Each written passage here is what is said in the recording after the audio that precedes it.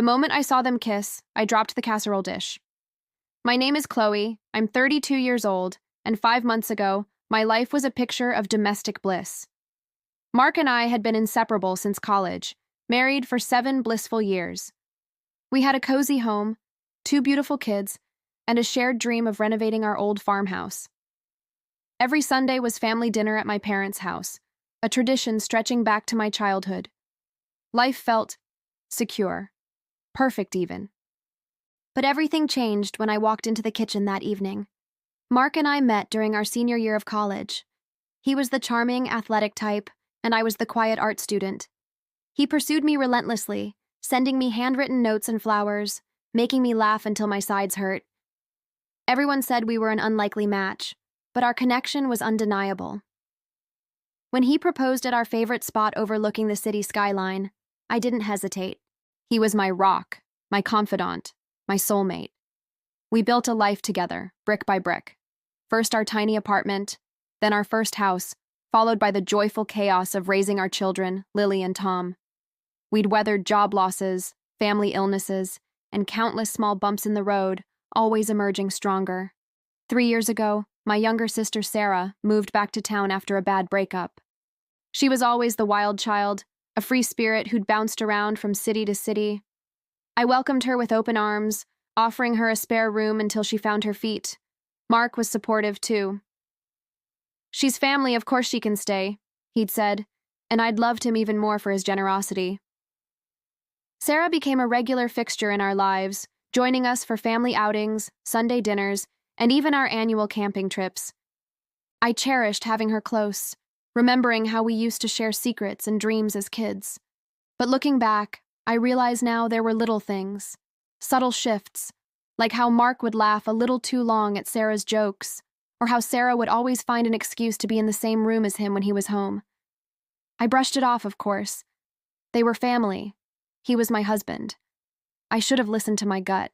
The first real sign came during Lily's school play a few months ago. Mark had promised to record it, but he was unusually distracted. His phone kept buzzing, and he was constantly checking it, a small, secretive smile playing on his lips. When I asked him about it, he just mumbled something about work emails.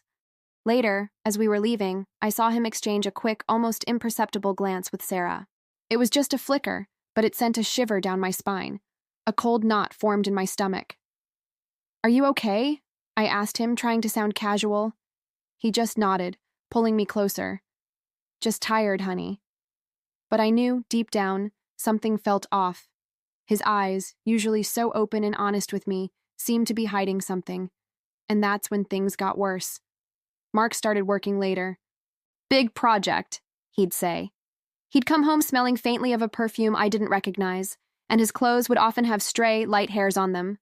Sarah was a blonde. I was a brunette. My mind, usually a calm place, began to churn with suspicion. I tried to push it away. This was Mark. My Mark. He loved me. He loved our kids. Sarah was my sister. My sweet, albeit sometimes reckless, sister. But the signs kept piling up. He started taking business calls in the garage. He became fiercely protective of his phone, even taking it into the bathroom with him. My internal conflict was agonizing. I wanted to believe him, to trust the man I married. But the gnawing feeling wouldn't let me go. One evening, after he'd fallen asleep, I gently picked up his phone.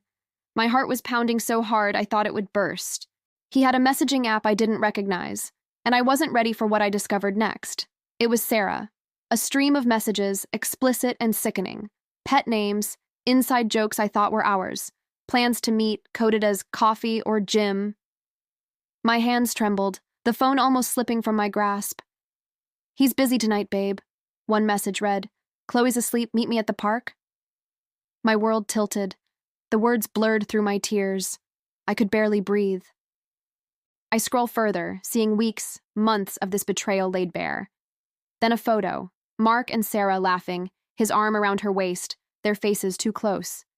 It was taken just last week, during a work trip he'd claimed. My vision swam. How could this be happening? To me? With her? The betrayal sliced deeper than any knife. My husband, my sister, my family. All of it a lie. My world shattered in that moment. I confronted him the next morning. My voice was a shaky whisper, but the words were ice. "Is there something you want to tell me, Mark?" He tried to deny it, of course, his face turning pale as he saw the phone clutched in my hand. "Chloe, it's not what you think." But I knew exactly what it was. I showed him the messages. His face crumbled. He admitted everything, his voice choked with pathetic apologies. He begged, he pleaded, he cried. But all I could see was Sarah's face in those texts, her cheerful smile twisted into something sinister. Then I called Sarah. "How could you?" I screamed, my voice raw with pain. She tried to deflect, to blame Mark, to minimize her role. But there was no hiding from the truth. My own sister, the one I'd defended, welcomed, loved, had systematically destroyed my marriage. The lowest point was explaining it to my parents. My mother's heartbroken face, my father's quiet anger. It was a wound inflicted not just on me, but on our entire family. I had to make the hardest decision of my life. I asked Mark to leave that day. He's living with a friend now, calling me constantly, begging for forgiveness. Sarah moved out of our house, obviously. I haven't spoken to her since, and I don't know if I ever will. The kids are confused. We've told them Daddy is working far away for a while, a temporary lie that stings every time I say it. My heart is a raw, open wound, but I'm learning to breathe again. I'm focusing on my children, on rebuilding a life for us. It's hard. Some days I just want to curl up and cry. Other days I feel a quiet strength emerging. I'm seeing a therapist, finding tools to cope with the immense grief and anger. It's not a clean break, not a fairy tale ending. It's messy, painful, and ongoing. But I'm still here. What I learned is that betrayal from those closest to you cuts the deepest. It shakes your very foundation, but it also teaches you a profound lesson about self-worth and resilience. Trust your instincts, always. Pay attention to the quiet whispers of your gut, even when your heart wants to believe something else. And remember that you are strong enough to walk away from anything that shatters your peace. This story isn't about him or her. It's about me, rising from the ashes of a family disaster and finding my own strength again.